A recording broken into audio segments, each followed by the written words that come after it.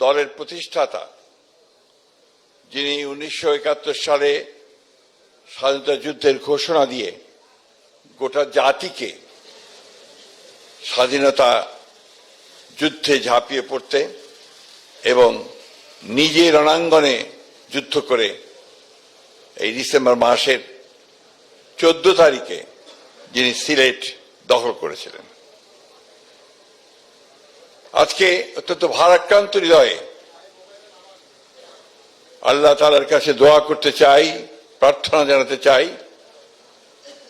যে আমাদের গণতন্ত্রের মাতা, যিনি তার সারাটা জীবন গণতন্ত্র প্রতিষ্ঠার জন্য, বাংলাদেশের স্বাধীনতা সার্বভৌমত্বকে রক্ষা করবার জন্য এবং বাংলাদেশকে সামনে এগিয়ে নিয়ে যাওয়ার জন্য লড়াই করেছেন, সংগ্রাম করেছেন, যিনি আজকে গুরুতর অসুস্থ অবস্থায় হাসপাতালে আছেন, তার আল্লাহ তাআলার কাছে দোয়া জানাতে চাই, প্রার্থনা করতে চাই আল্লাহ তাআলা তাকে যেন সুস্থ করে আমাদের মাঝে ফিরিয়ে দেন।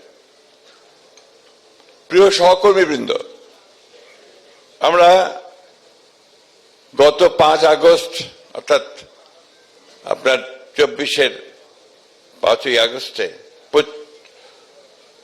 24ই তো না 24-এ 5ই আগস্টে আমরা ফ্যাসিস্টদের হাত থেকে মুক্ত হয়েছি।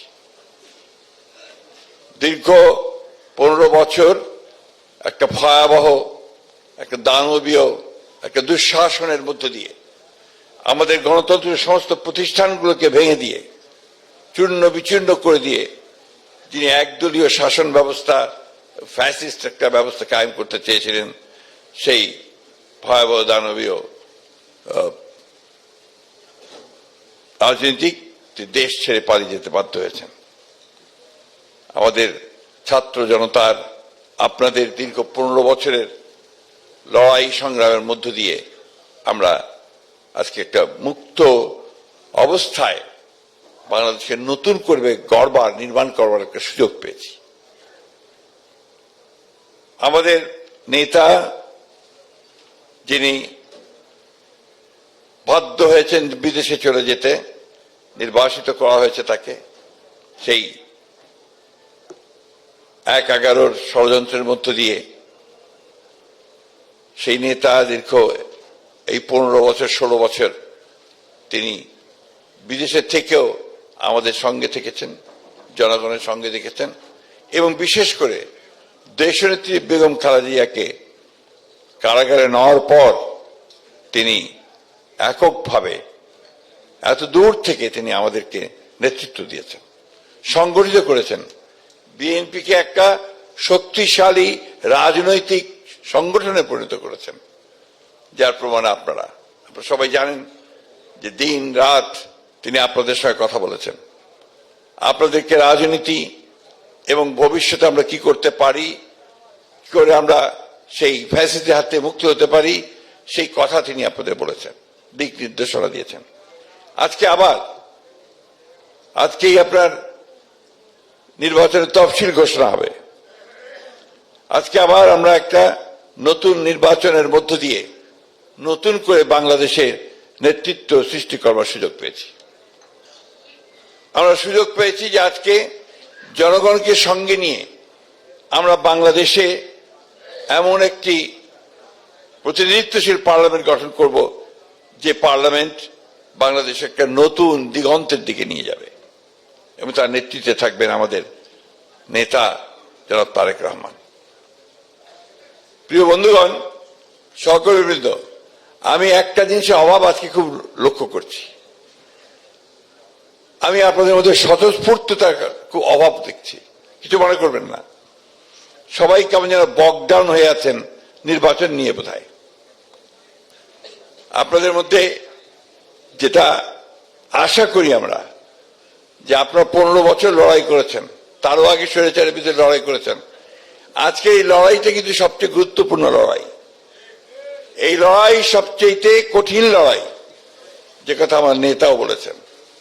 এই লড়াই আজকে আপনাকে পেছনের একটা টেনে নিয়ে যাওয়ার শক্তি, সেই শক্তির বিরুদ্ধে আজকে আপনাকে সামনের দিকে এগিয়ে যাওয়ার শক্তিকে জয়যুক্ত করতে হবে। সুতরাং এখানে আপনাদেরকে অত্যন্ত শক্তিশালী মনোভাব নিয়ে এগোতে হবে। আজকে যে দেশ গড়ার পরিকল্পনা আমাদের নেতা তারেক রহমান সাহেব দিয়েছেন, এটা একটা অভিনব ঘটনা বাংলাদেশের রাজনীতিতে। আমরা খুব কম দেখেছি যে রাজনৈতিক দলগুলো নির্বাচনের আগে তার দলকে তৈরি করে যে আমি নির্বাচনে জয়যুক্ত হলে আমরা কি করব, জনগণের জন্য কি করব, সেটা তাদেরকে আপনার ইনডক্ট্রিনেট করা, তাদেরকে বোঝানো, এবং যেটা জনগণের কাছে নিয়ে যাবেন আপনারা। অর্থাৎ আমরা আগে থেকেই আমাদের যে কাজগুলো আমরা করব সেই কাজগুলো সম্পর্কে আপনাদেরকে পুরোপুরিভাবে অবহিত করা এবং সেটাকে নিয়ে সামনের দিকে নিয়ে যাওয়া, জনগণের কাছে নিয়ে যাওয়া। একটা কথা আমাদের মনে রাখতে হবে সবসময়, যে এই নির্বাচন কিন্তু সেই আওয়ামী আমলের নির্বাচন নয়। এই নির্বাচন কিন্তু হবে একেবারেই পুরোপুরিভাবে সত্যিকার অর্থেই একটা নিরপেক্ষ নির্বাচন। তো সেই নিরপেক্ষ নির্বাচনে জয়যুক্ত হলে কিন্তু জনগণের ভালোবাসা আপনাদের নিতে হবে। You have to win over the people. আপনাকে মানুষের মন জয় করে তাকে ভোট কেন্দ্রে আনতে হবে এবং আপনার পক্ষে তাকে ভোট দেওয়াতে হবে। এখানে আপনারা সেই সৈনিকেরা, সেই সেনাপতিরা বসে আছেন। সুতরাং এখন কে নমিনেশন পেল কে পেল না এটা নিয়ে চিন্তা এখন করার দরকার নেই। আপনি জনগণের সামনে আপনার পার্টি কি দেবে, আপনার নেতা কি দিচ্ছেন, সেই নেতাকে সামনে নিয়ে আসা, এই বিষয়গুলো কিন্তু আপনাদের মাথায় রাখতে হবে। আমি সবসময় মনে করি যে বিএনপি হচ্ছে একটা সবসময় একটা ফরওয়ার্ড লুকিং পার্টি।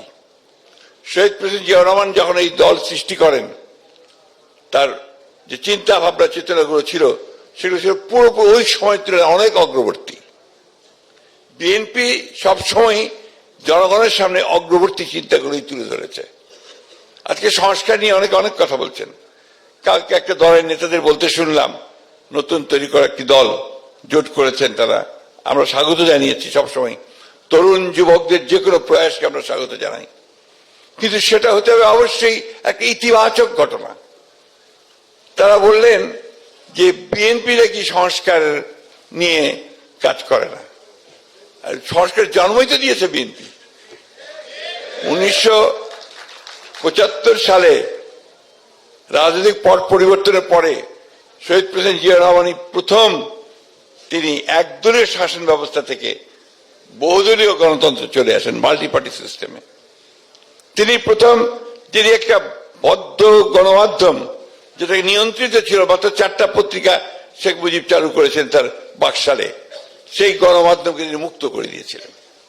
মানুষের বাক স্বাধীনতা থেকে মুক্ত করেছিলেন, বিচার বিভাগকে স্বাধীন করে দিয়েছিলেন। এই সংস্কারগুলো তো জিয়াউর রহমানের করা, বিএনপির করা। এবং তারপরে দেশনেত্রী বেগম খালেদা জিয়া যখন দায়িত্ব নিয়েছিলেন, আপনারা জানেন, সেই গণতন্ত্র মুক্ত করতে দীর্ঘ 9 বছর তিনি সংগ্রাম করেছেন, লড়াই করেছেন। তিনি প্রেসিডেন্সিয়াল ফর্ম অফ গভর্নমেন্ট থেকে পার্লামেন্টারি ফর্ম অফ গভর্নমেন্টে নিয়ে এসছেন।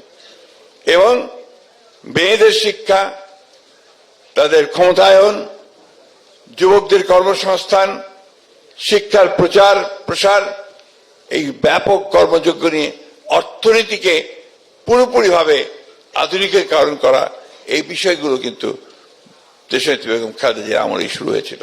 এবং তখন টাইমের মতো পত্রিকা তারা কভার স্টোরি করেছিল বাংলাদেশকে অ্যাজ ইমার্জিং টাইগার, অর্থাৎ একটা অরণ্য থেকে একটা উদীয়মান ব্যাঘ্র আসছে বাংলাদেশ অর্থনৈতিক শক্তি নিয়ে। অর্থনৈতিক ক্ষেত্রে তিনি একইভাবে সংস্কারগুলো করেছিলেন শহীদ প্রেসিডেন্ট জিয়াউর রহমান। তিনি প্রথম যিনি আজকে বাংলাদেশের অর্থনীতির ভিত্তি যে পোশাক শিল্প, সেই পোশাক শিল্পকে তিনি শুরু করেছিলেন। বিদেশে আমাদের শ্রমশক্তিকে রপ্তানি করে আজকে যে রেমিটেন্সের উপর দাঁড়িয়ে আছি, রিজার্ভ যে আজকে হয়তো বাড়ছে, সেই কাজও শুরু করেছিলেন শহীদ প্রেসিডেন্ট জিয়াউর রহমান। এই বিষয়গুলো কিন্তু আপনাদের শক্তি।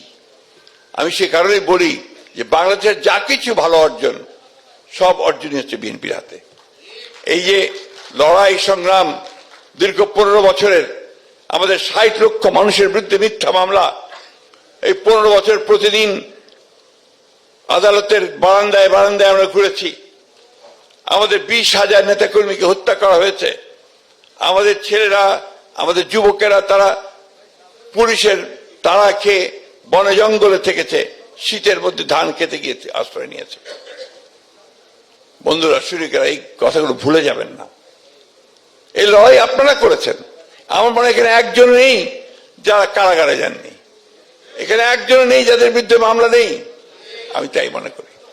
এই যে আপনারা সংগ্রাম করেছেন, যে লড়াই করেছেন, সে লড়াইয়ের এখন শেষ দিকে এসছি আমরা।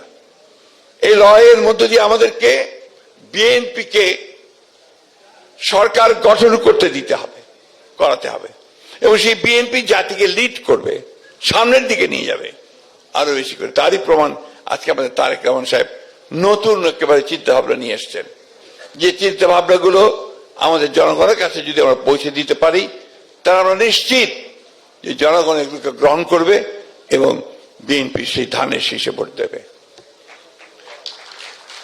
আমি আপনাদের কাছে যেটা আশা করছি, আমরা সবাই লড়াই করেছি, সংগ্রাম করেছি একটা লক্ষ্যে, যে আমরা আমাদের প্রিয় বাংলাদেশকে আমরা সত্যিকার অর্থেই আমাদের প্রতিষ্ঠাতা শহীদ প্রেসিডেন্ট জিয়া রহমানের যে স্বপ্ন, আমাদের নেত্রী দেশমাতা আপসীর গণতন্ত্রের নেত্রী বেগম খালেদা জিয়ার যে ত্যাগ, আমাদের নেতার যে ত্যাগ এবং স্বপ্ন, সেটাকে বাস্তবায়িত করবার সুযোগ এসেছে। আসুন আজকে সবকিছু ভুলে গিয়ে আমরা এই লক্ষ্যে এগিয়ে যাই। এখন সংগ্রাম, লড়াই হচ্ছে আমাদের এই নির্বাচনে জয়লাভ করবার সংগ্রাম। এই নির্বাচনে আমাদেরকে পুরোপুরিভাবে জয়লাভ করতে হবে, এবং যাতে করে আমরা বাংলাদেশকে সামনে এগিয়ে যাওয়ার সুযোগ পাই।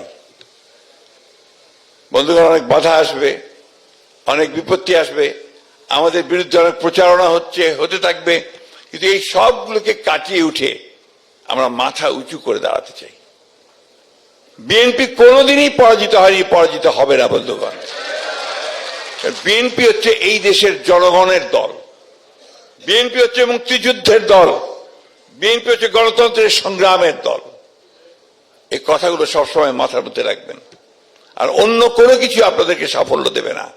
আপনাদেরকে সাফল্য দেবে আপনাদের মধ্যে ঐক্য, ইস্পাত দৃঢ় ঐক্য, এবং আপনাদের যে চেতনা সামনের দিকে এগিয়ে যাওয়ার, জাতীয়তাবাদী দর্শনে যে আমরা দীক্ষিত হয়েছি, আমরা যে গণতন্ত্রের দর্শনে দীক্ষিত হয়েছি, সেই দিকে এগিয়ে যাওয়ার।